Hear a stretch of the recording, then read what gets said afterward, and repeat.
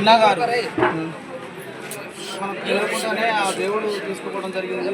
అయినా కూడా ఆయనకున్నటువంటి పరిధిలో ఈ కాలంలో ప్రజల సమక్షంలో ఆయన ఏర్పరచుకున్నటువంటి బాధ్యత ఈ మండలంలో కాదు, మహబూబాబాద్ జిల్లాలో కూడా ఆయన అక్కడికి వచ్చినటువంటి ప్రతి ఒక్క వ్యక్తి ఎవరైనా కూడా ఆయన రిమార్క్ లేని మనిషి, అసలు శత్రువు లేని మనిషి అంటే ఈయన ఒక్కడే చెప్పాలంటే.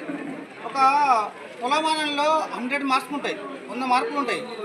101 మార్కు కనిపెడితే ఆయనకు 101 మార్కు నేనే వేస్తాను. ఆయనకు అంత బ్రహ్మాండమైన వ్యక్తి. ఆయన చిరునవ్వుతోనే ఈ సమాజాన్ని కొట్లాడిండు. కానీ అతి చిన్న వయసులోనే ఇట్లా జరగటం చాలా అసలు బాధాకరం. మేము జీర్ణించుకోలేకపోతున్నాం. మొన్ననే కూడా ఆయన అక్కడ ఏంది, ఒక 2 రోజుల ముందు ఆయన జరిగే ముందే మేము ఆయన ఇక్కడ కిరాణా సరుకులు తీసుకున్నటువంటి పరిస్థితి. అసలు ఎంత మనకి అసలు ఒక కస్టమర్లను కూడా ఇబ్బంది పెట్టినటువంటి రోజులు లేవు, ఆయన చరిత్రలు లేవు. అంత రిమార్క్ లేని మనిషి అనేటువంటి వ్యక్తి.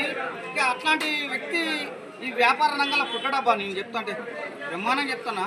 అసలు అట్లా కాదు, అసలు ఆయనకి ఎట్లా వచ్చిందో మన నాలెడ్జ్. కానీ అట్లా ఏదో చీడకళ దేవుడు అట్లా తీసుకుపోయింది. కానీ మనం కూడా చదువుకుంటూ ఉంటాం, మంచోడిని తొందరగా తీసుకుపోతే అందరూ అనుకుంటారు, మన అమ్మలైనా ఎవరైనా అనుకుంటూ ఉంటారు.